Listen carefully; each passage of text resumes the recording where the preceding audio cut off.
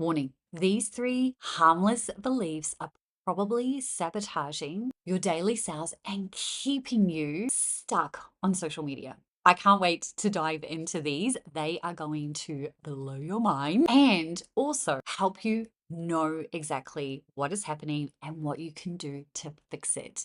And hey, if we haven't met, I'm Lise Cartwright, founder of Hustle and Groove, and I've helped over 1,000 female creative entrepreneurs create daily sales without social media. Before we dive into these things, I want you to know that I have experienced every single one of these beliefs. I have been there.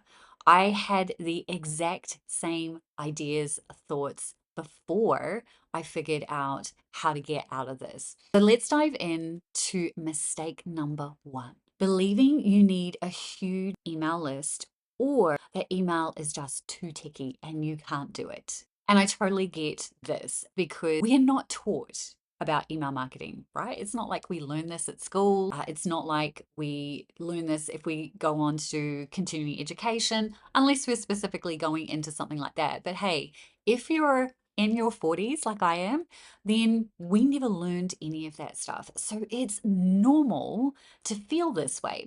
It's normal to feel like email is going to be, techie. It's normal to feel like you need to have this massive list in order for you to actually make daily sales. But here's how that is sabotaging you and then forcing you back to social media.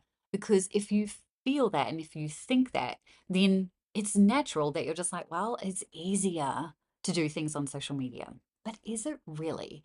Because unless you're getting an actual return on investment, as in every post that you're posting on social media is actually leading to the result that you want, then why continue to do it? Just because it is easy doesn't mean that you do it.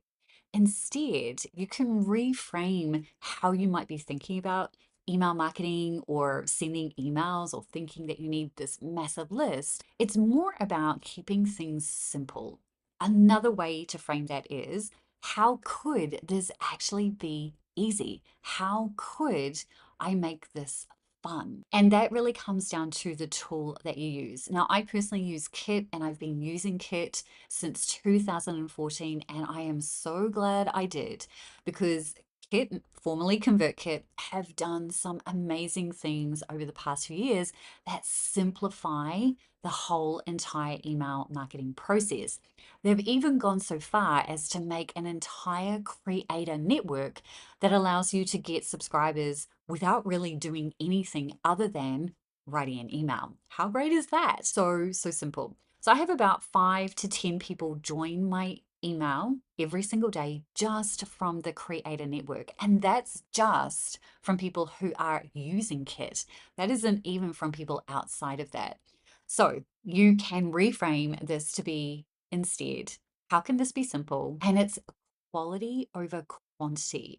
You absolutely do not need to be posting every single day inside your email, but they do need to hear from you once a week. So if you can get your head around, I'm just writing content once a week, then you can absolutely do email. And hey, if you're already doing long form content and whatever it is that you're already doing on social, you can repurpose for email.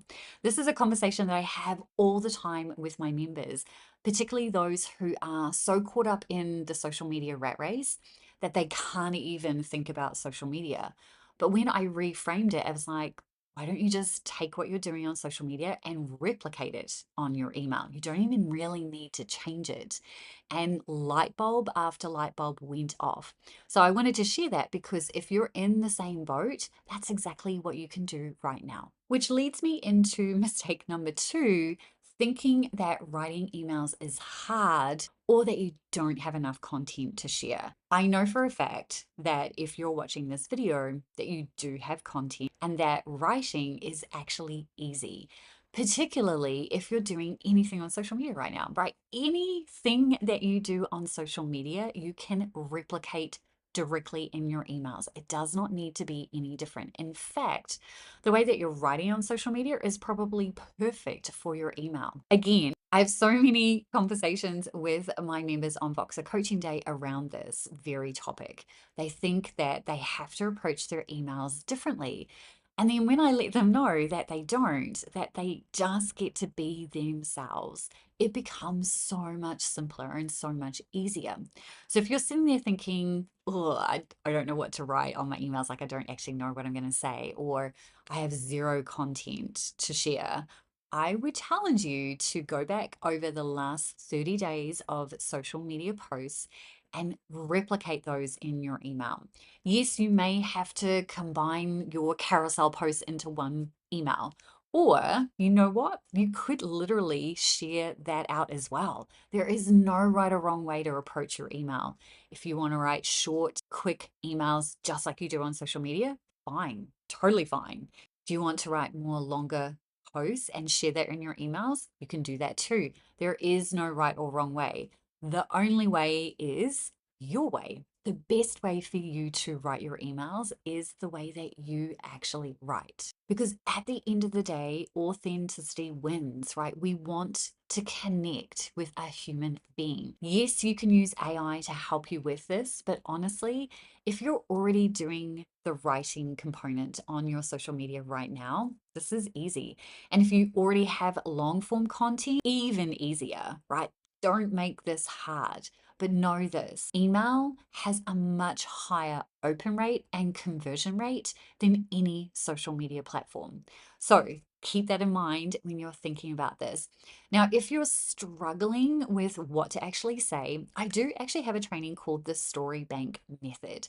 Now, this is a training that will help you generate a whole bunch of stories and then more stories that you can share with your audience on a regular basis. More details about how you can grab that below. And then mistake number 3, which I think is probably the most common belief that I think a lot of us have, is that feeling like daily sales is a sleazy thing to be doing or a complete pipe dream, as in not going to work, not going to happen, not me. So if that's you right now, I totally get it because I've been there, right? Daily sales is the dream, right? It certainly was for me.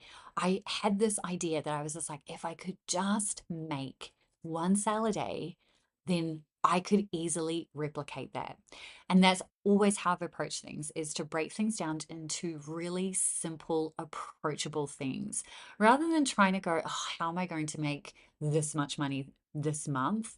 What would it look like if I just made one sale a day? Now, in order for that to happen, you do need to do some things to set things up, right? This is not about literally launching something every single day. It is not about promoting and selling every single day, but it is about setting up opportunities for people to buy from you every single day. Now, that is going to look a little different for each of you, but basically, what happens over time, right? This builds momentum, is that you start to put in all these different components, and this becomes part of the selling framework inside the daily sales ecosystem, where people are finding you in lots of different ways, right? They're finding your long form content, which links to an offer. They're reading your emails, which links to an offer. They're going through a sales promotion, which obviously is linking to an offer. All of these start to compound and start to stack up.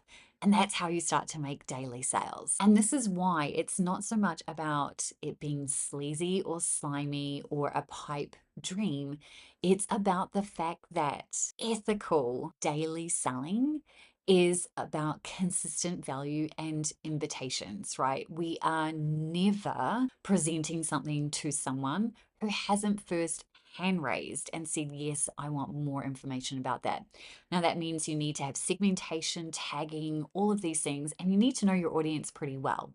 It also means that you probably need to have a solid offer suite in place. All of these are all doable. So, all of these mistakes, if you continue to believe them, will hinder you from grow, nurturing, and selling.